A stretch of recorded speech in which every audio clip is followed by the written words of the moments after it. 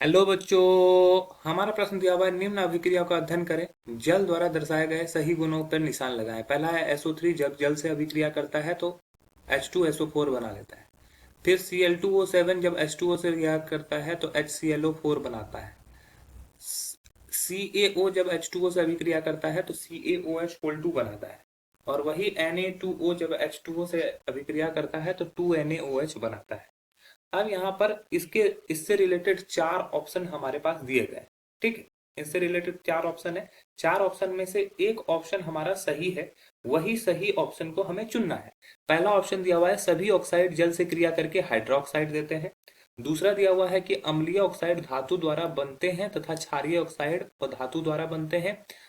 तीसरा दिया हुआ है, अधात्विक ऑक्साइड जल से संयोग करके अम्ल बनाते हैं, जबकि धात्विक ऑक्साइड जल से संयोग करके क्षार बनाते हैं। और आखिरी दिया है, अम्लीय ऑक्साइड क्षारीय ऑक्साइड से प्रबल होते हैं क्योंकि वो प्रबल अम्ल से बनते हैं। तो इसमें हम लोग को समझना है कि क्या जल का सही गुण है यहाँ पर।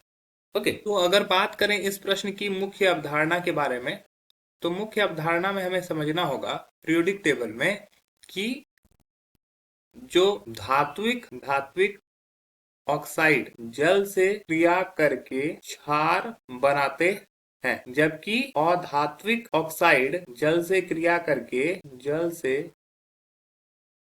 करके अम्ल बनाते हैं।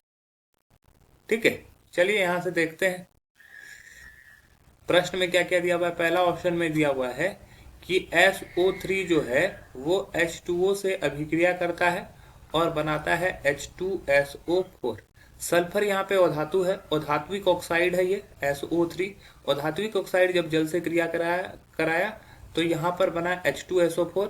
ये क्या है, एक प्रबल अम्ल है। ठीक है, उसी तरह अगर बी का बात करें तो Cl2O7 क्लोरीन ऑक्साइड जो होता है वो जल से अभिक्रिया कर लेता है तो ये 2HClO4, इसको बोलते हैं हम लोग पर क्लोरिक एसिड।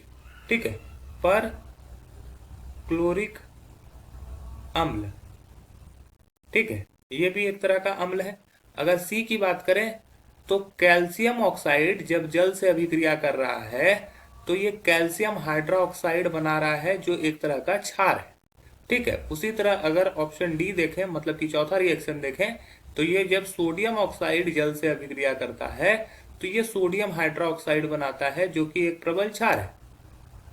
तो हम लोग देख रहे हैं ये धातु है, ये भी धातु है। धातु के ऑक्साइड जब भी जल से अभिक्रिया करते हैं तो क्षार बना रहे हैं, धातु के ऑक्साइड जब भी जल से अभिक्रिया करते हैं क्षार बना रहे हैं। उसी तरह अधातु के ऑक्साइड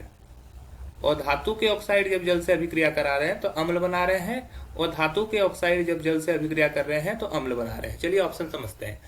बोल रहा है पहला ऑप्शन, सभी ऑक्साइड जल से क्रिया करके हाइड्रोक्साइड देते हैं। सभी तो हाइड्रोक्साइड नहीं दे रहा है, सिर्फ धातु दे रहा है, तो ये गलत हो जाएगा। दूसरा है, अम्लीय ऑक्साइड धातुओं के द्वारा बनते हैं, अम्लीय ऑक्साइड धातु के द्वारा बनते हैं, ये गलत होगा। अम्लीय ऑक्साइड जो होता है वो अधातु के द्वारा बन रहा है। देखो यहाँ पे अम्ल बना है, ये अधातु के द्वारा बना है, तो ये भी हमारा गलत हो जाएगा। तीसरा है, अधात्विक ऑक्साइड जल से संयोग करके अम्ल बनाते हैं, जबकि धात्विक ऑक्साइड जल से संयोग करके क्षार बनाते हैं, ये बिल्कुल सही कथन दिया गया है।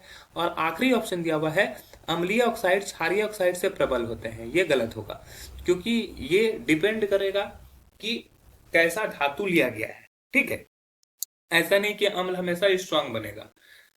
ओके, जैसे पर क्लोरिक अम्ल जो है वो बहुत ज्यादा प्रबल नहीं है। ठीक है, जबकि NaOH बहुत प्रबल क्षार है, तो ये जरूरी नहीं है, तो ये स्टेटमेंट भी गलत है। तो हमारा जो सही उत्तर हो जाएगा वो हो जाएगा ऑप्शन सी। आशा है कि यह प्रश्न आपको समझ में आया होगा। धन्यवाद।